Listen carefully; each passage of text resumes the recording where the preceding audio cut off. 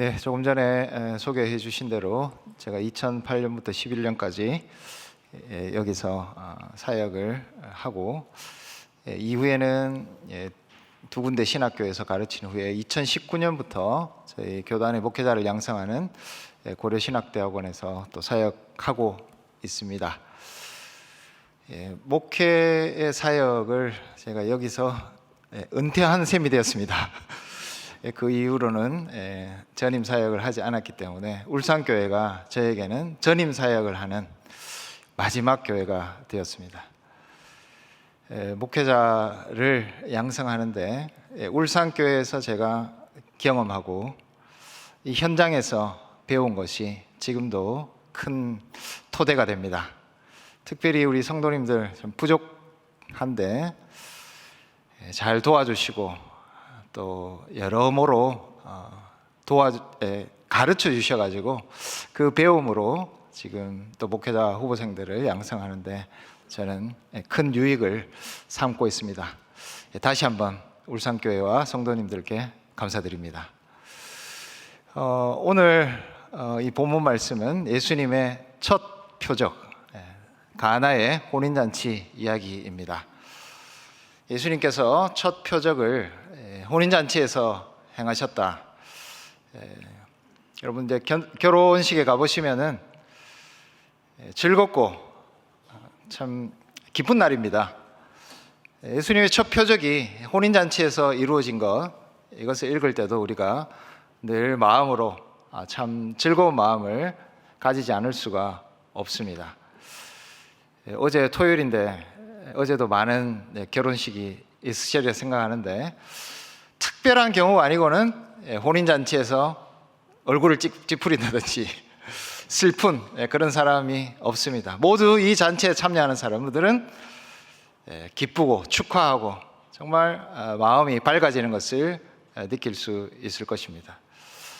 그러나 이 첫 표적으로서 예수님의 가나의 혼인잔치는 좀 더 깊은 의미를 가지고 있습니다. 그 의미를 알기 위해서 몇 가지 숨겨진 코드들을 우리가 같이 살펴보면 좋을 것 같습니다. 제가 여러분들과 함께 나누고 싶은 첫 번째 코드는 날짜입니다. 이 결혼식의 날짜를 본문 말씀이 시작하면서 밝히고 있습니다. 사흘째 되던 날, 이렇게 되어 있는 구체적인 몇 월 며칠을 밝히고 있지는 않지만 이 날이 사흘째 되던 날이다 라고 어떤 날짜의 의미를 우리에게 밝히면서 시작하고 있습니다. 이 사흘째 되던 날이라는 표현은 1장에서 계속된 이튿날이라는 그 표현과 연결되어 있습니다. 여러분들이 요한복음을 많이 읽어보셔가지고 내용은 잘 아실 건데 이튿날이라는 표현이 3번 등장하는지는 잘 모르실 수도 있을 것 같습니다. 제일 먼저 이튿날이 나오는 것은 요한복음 1장 29절입니다. 그러니까 첫 번째 날에 어떤 일이 있고 요한이 세례를 주는, 세례 요한이죠, 세례를 주는 일이 있고 이튿날 두 번째 날입니다. 그것이 1장 29절에 요한이 하나님의 어린 양에 대해서 증거하는 것이 두 번째 날입니다. 35절에 보시면 또 이튿날이라고 해서 세 번째 날이 되겠죠. 그리고 43절 말씀에 이튿날이 한 번 더 나옵니다.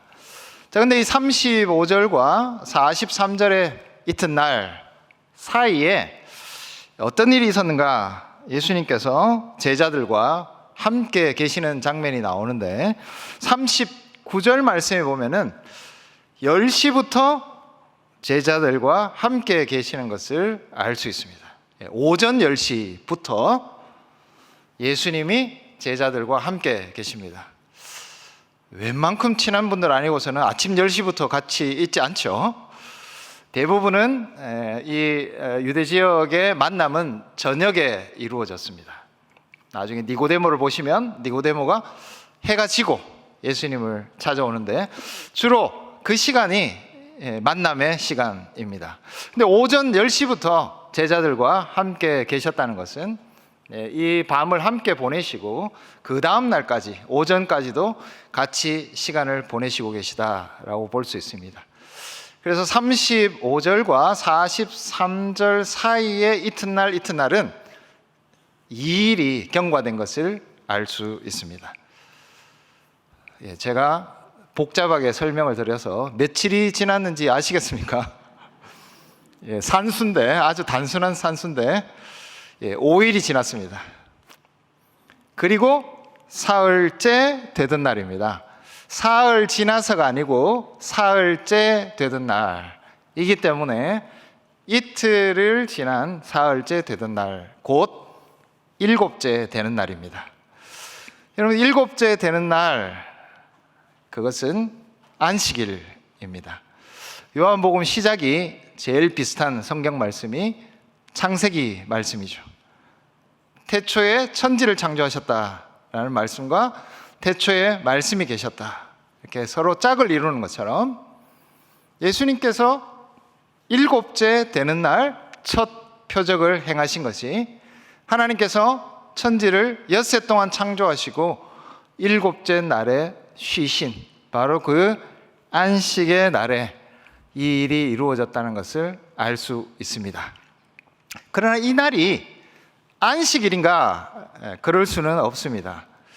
자, 사흘째 되던 날이기 때문에 중간에 하루가 비죠. 그 빈 날이 안식일입니다. 그러니까 안식일에는 아무 일도 하지 않고, 사실 이 날은 일곱째 되는 날이지만 안식일이 아니라 안식 후 첫날입니다. 많이 복잡하시죠? 일곱째 되는 날이지만 안식일이 아니라 안식 후 첫날입니다. 예수님께서 나중에 보면은 이 바리새인들과 안식일에 대해서 많이 논쟁을 하십니다. 그때 예수님께서 요한복음 5장 17절 말씀에 내 아버지께서 이제까지 일하시니 나도 일한다.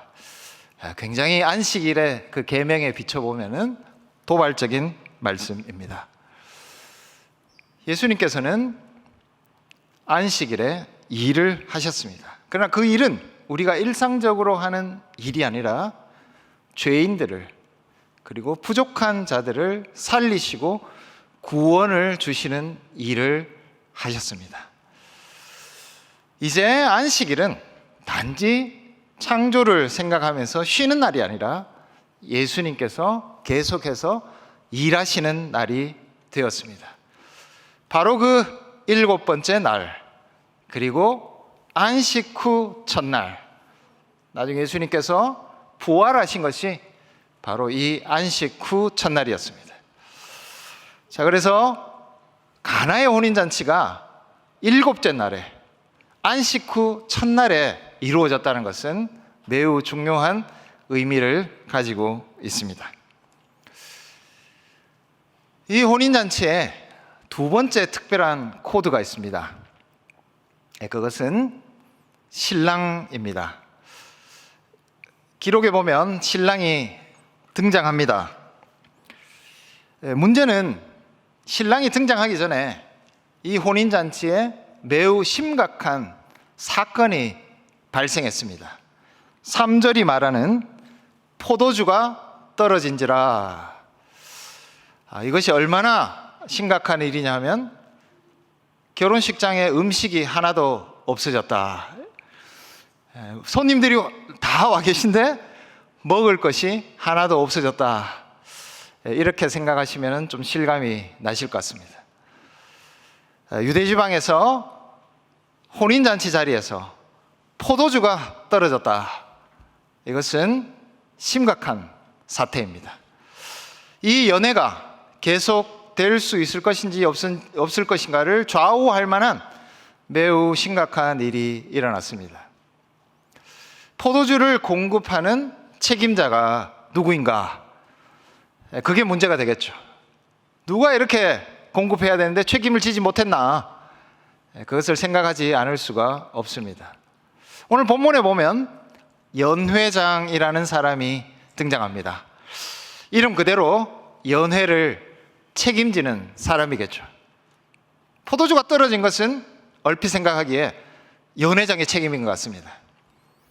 근데 이 연회장과 신랑이 나누는 대화를 한번 보면은 꼭 그렇지만은 않은 것 같습니다.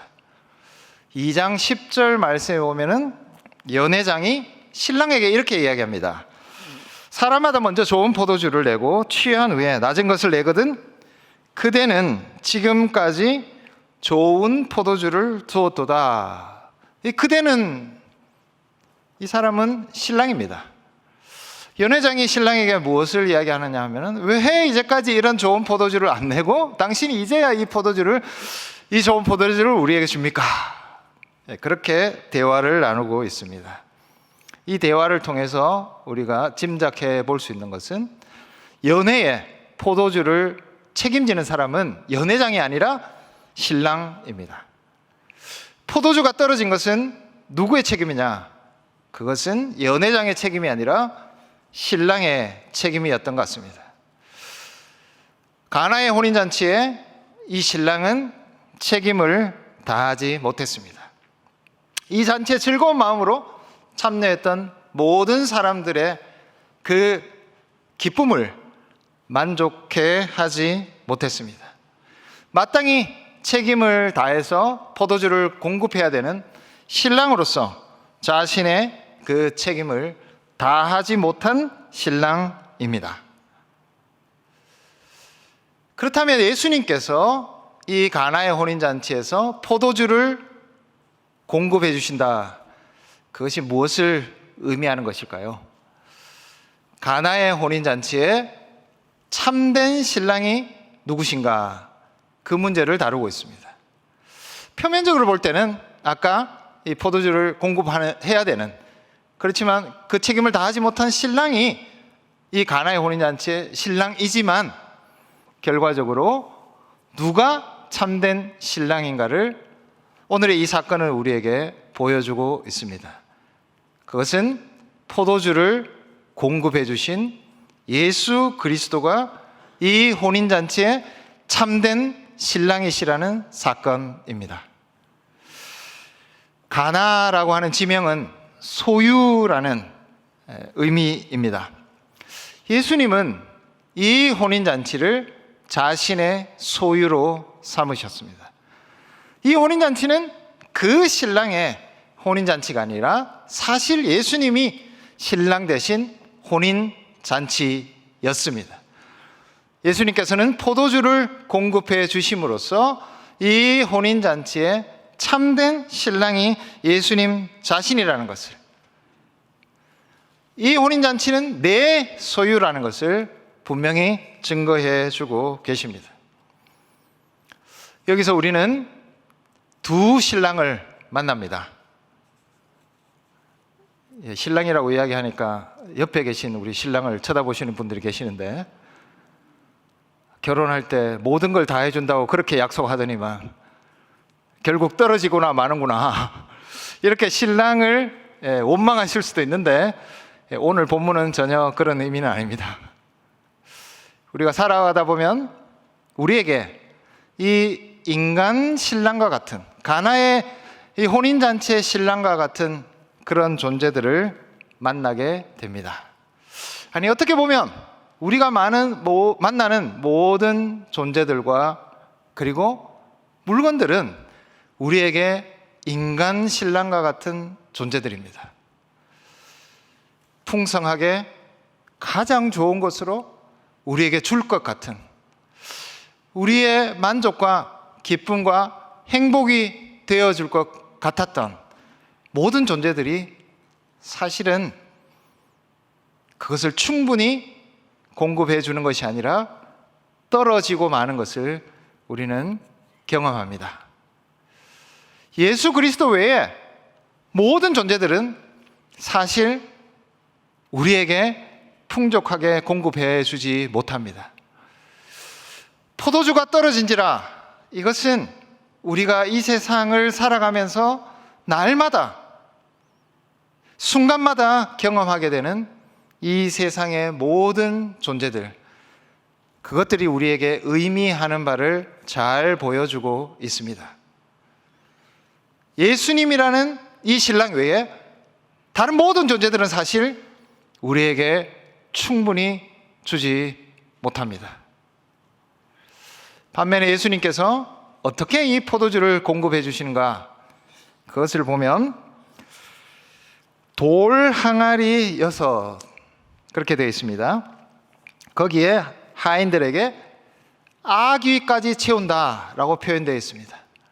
그냥 조금 채운 것이 아니라 그 돌 항아리 6에 철철 흘러 넘치도록 예수님께서 채우라고 하십니다.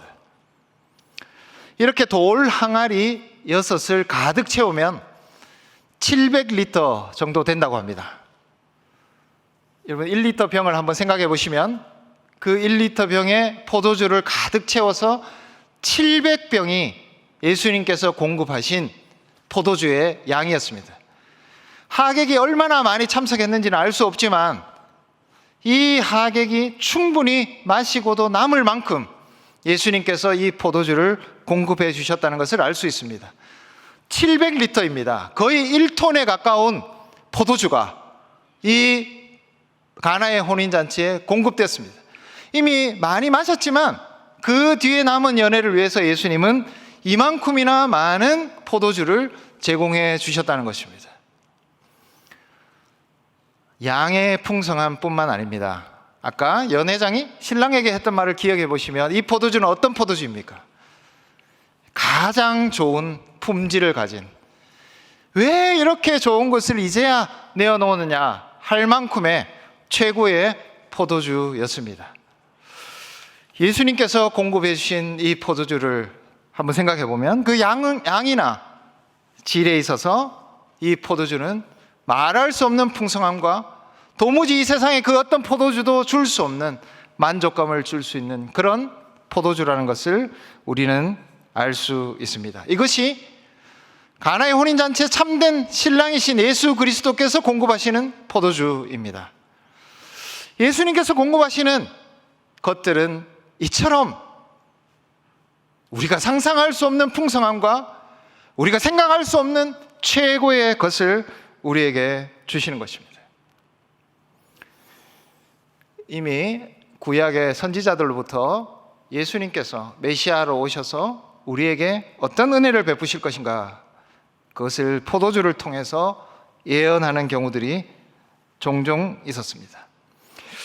이사야서 25장 6절 말씀에 보면은 제가 읽어보겠습니다. 만군의 여호와께서 이 산에서 만민을 위하여 기름진 것과 오래 저장하였던 포도주로 연회를 베푸시리니 곧 골수가 가득한 기름진 것과 오래 저장하였던 포도주로 하실 것이며. 오래 저장하였던 포도주, 좋은 포도주입니다. 하나님께서 하나님의 백성들을 위해서 이런 포도주로 연회를 베푸실 것이다. 이것은 하나님께서 자기 백성들을 메시아를 통해서 회복하실 때 이루어질 일에 대해서 말한 말씀입니다. 근데 반면에 포도주가 떨어지는 것에 대해서도 선지서에서는 말하고 있습니다.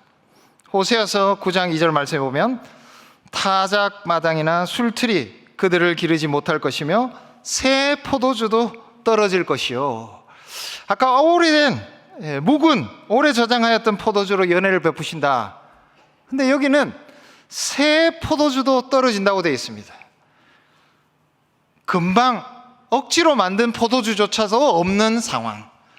왜 이런 상황이 일어날까요? 그것은 하나님께서 자기 백성들에게 심판하시고 그 죄악에 대해서 책임을 물으실 때입니다.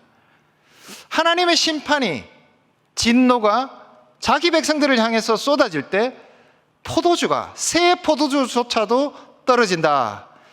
그렇게 설명하고 있습니다. 예수님께서 십자가를 향해서 올라가시면서 마지막 만찬의 자리에서 하신 말씀이 있습니다. 마태복음 26장 28절인데요. 포도나무에서 난 것을 이제부터 내 아버지의 나라에서 새 것으로 너희와 함께 마실 그날까지 내가 마시지 않겠다.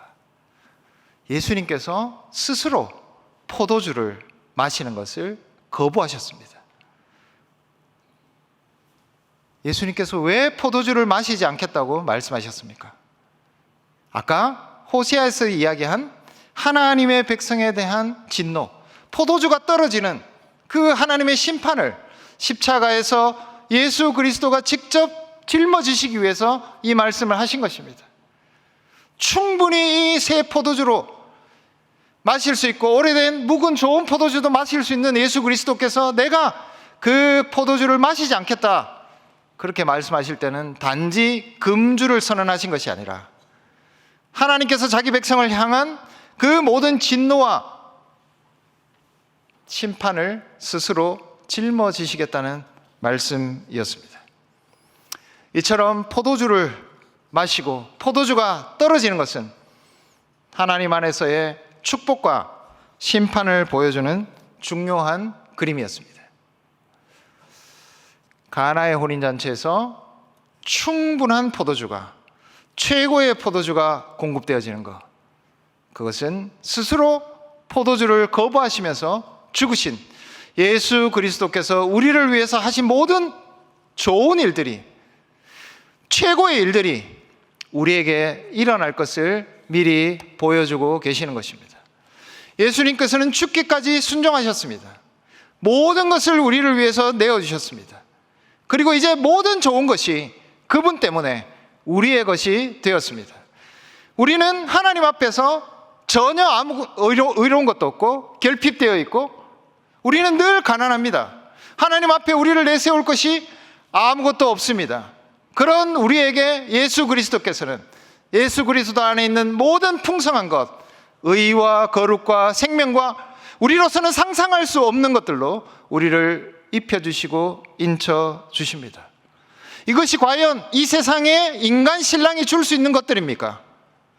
나아가 예수님께서는 자기 자신을 우리에게 선물로 주셨습니다. 우리로 하여금 예수 그리스도를 얻게 하셨습니다. 우리는 그리스도를 소유한 자들입니다. 예수 그리스도보다 이 세상에서 더 높은 가치를 가진 최고의 존재가 우리에게 있을까요? 예수님께서는 자기 자신을 우리에게 주셨습니다. 최고의 것으로, 가장 풍성한 것으로 주시는 우리의 참된 신랑이 되어 주십니다. 마지막으로 이제 결혼식에 뭐가 남았죠? 신부가 남았습니다. 근데 오늘 이 본문에 신부는 없습니다. 한 번도 등장하지 않습니다. 신부가 어디 간 것일까요? 사실 숨어있는 신부가 있습니다. 예수님이 숨어있는 진짜 신랑인 것처럼 오늘 이 혼인잔치에 숨어있는 신부는 11절에 나와 있습니다. 예수님께서 이 첫 표적을 갈릴리 가나에서 행하여 그의 영광을 나타내심에 제자들이 그를 믿으니라. 이 기록으로 가나의 혼인잔치는 마무리가 됩니다. 이 마무리 속에 담겨있는 의미는 믿음을 가진 제자들이 숨어있는 참된 신부라는 것입니다. 기적이 일어났으니까 눈앞에서 물이 포도주가 되는 이 표적이 일어났으니 많은 사람들이 믿었을 것이다. 그런 기록이 없습니다. 연회장도 나오고 신랑도 나옵니다. 심지어 물을 길어서 예수님 앞에서 그 항아리를 채우고 물이 포도주로 변하는 것을 눈으로 목도했던 하인들, 기록이 없습니다.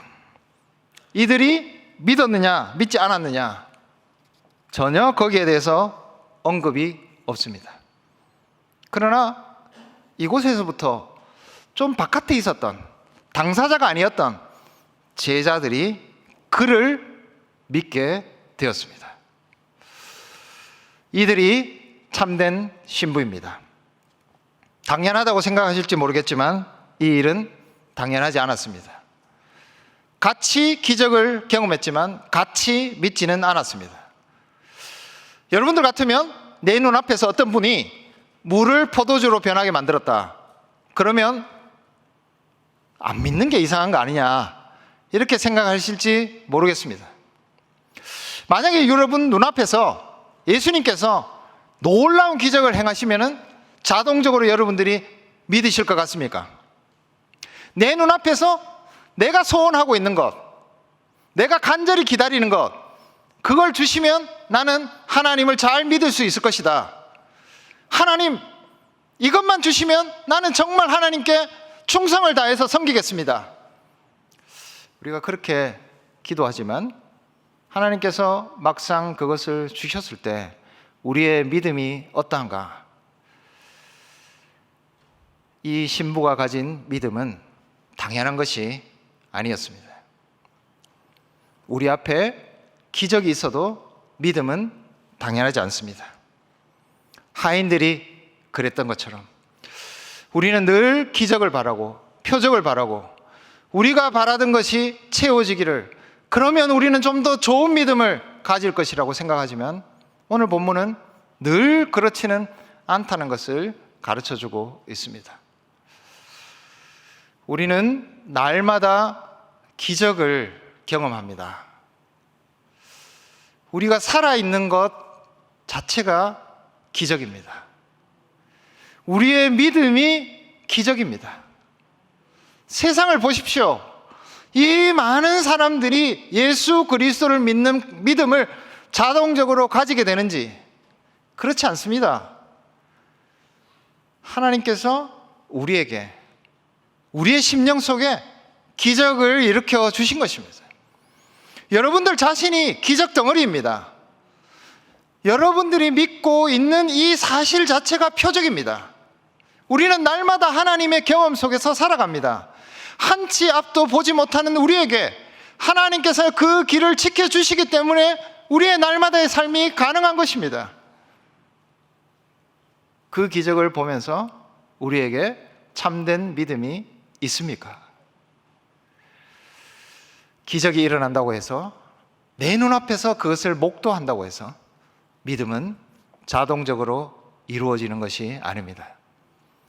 제자들이 참된 신부였습니다.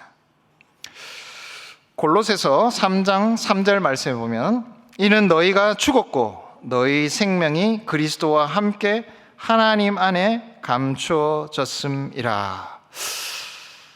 성경에는 감추어졌다라는 표현이 이렇게 등장하고 있습니다. 골로새서 2장 3절에도 그 안에는, 예수 그리스도 안에는 지혜와 지식의 모든 보화가 감추어져 있느니라.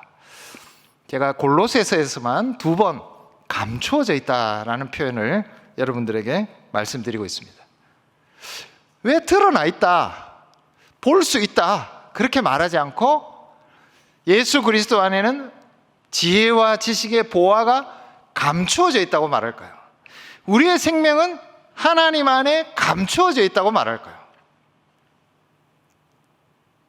본다고, 경험한다고 우리에게 드러나는 것이 아니라 믿음을 가진 자들만 이 생명을 누릴 수 있기 때문에, 믿음을 가진 자들만 예수 그리스도만이 참된 보화라는 것을 알 수 있기 때문에 그것은 감추어져 있습니다.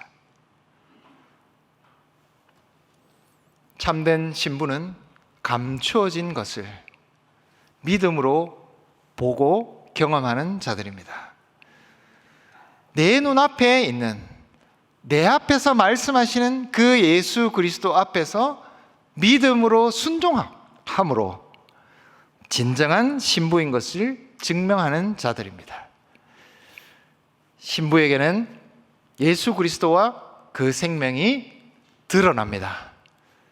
그러나 그렇지 않는 자들에게는 모두 감추어져 있습니다. 제가 처음에 말씀드린 그 날짜로 다시 돌아가 보겠습니다. 7째 날, 그러니까 사흘째 되던 날입니다. 7째 날에 이 일이 일어났습니다. 7째 날, 안식의 날에 이 사건이 일어났다는 것을 우리는 다시 한번 상기하게 됩니다. 창세기 말씀에서는 하나님께서 이 안식일을 복되게 하여 거룩하게 했다. 그렇게 말씀하셨습니다. 그것이 하나님께서 천지를 창조하신 처음이었습니다. 그러나 인간의 타락 이후에 우리는 영원한 안식을 기다리고 있습니다. 요한복음은 사도 요한이 기록했습니다.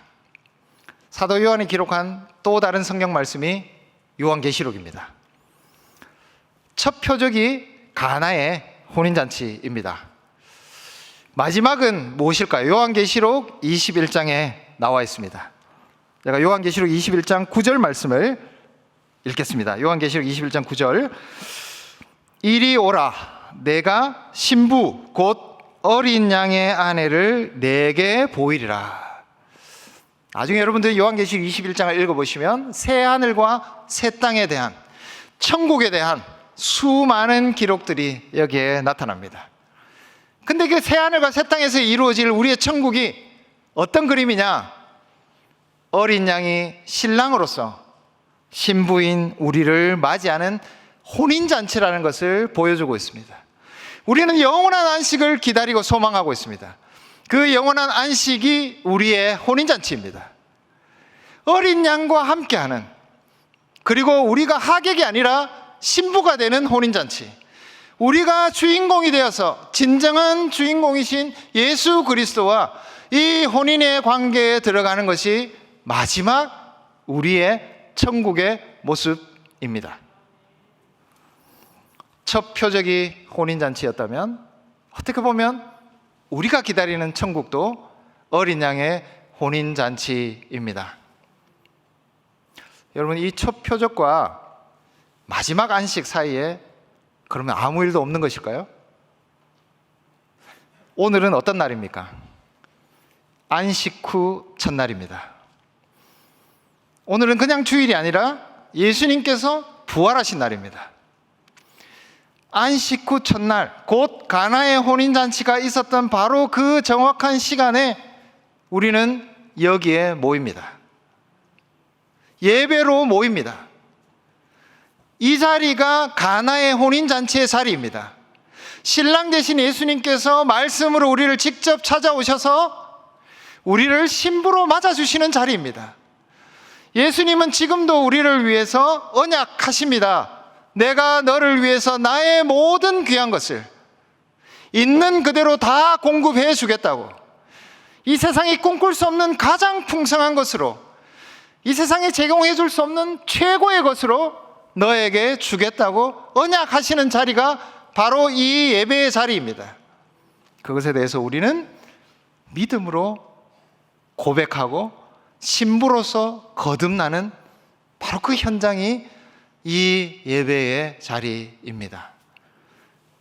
영원한 안식 그날까지 우리는 날마다 여기에서 안식을, 혼인잔치를 맛보는 것입니다. 이 자리에 안식 후 첫날마다 모이는 것은 큰 의미가 있습니다. 이 자리에 나오시면서도 인간 신랑이 주는 실망감, 그 인간 신랑에게 기대를 걸었다가 우리의 인생에서 좌절하고 실패한 그 짐을 지고 이 자리에 나와 계신 사랑하는 성도 여러분들, 이 자리에 와서조차 그 인간 신랑을 기대하시겠습니까? 여기에서조차 그들로 인해서 우리가 가지는 근심을 내려놓지 못하고 이 자리에 앉아 있는 것은 아닙니까? 이 자리는 우리의 참된 신랑이신 예수 그리스도가 우리를 신부로 맞아들이시는 바로 그 현장입니다. 이제 인간 신랑을 버리셔야 합니다. 그들에 대한 온전한 기대를, 그들이 뭔가를 공급해주고 좋은 것으로 줄 수 있을 것이라는 기대를, 그 짐을 여기에서는 내려놓으셔야 합니다. 그래야 이 혼인잔치는 어린 양의 혼인잔치, 순결한 신부로 믿음의 하나님의 백성들이 참여하는 혼인잔치가 될 것입니다. 사랑하는 성도 여러분, 모이자 하나 되자, 이것은 그냥 구호가 아닙니다. 우리에게 생명을 주는 구호입니다. 이 자리에 나오지 않는, 이 자리에 우리와 같이 이 육체로 만나지 않는 형제 자매들을 위해서 우리는 혼인잔치에 신부로 함께 참여하자고 서로 독려해야 됩니다. 이 자리에 나가야 예수 그리스도를 만날 수 있다고 서로를 향해서 권면해야 합니다.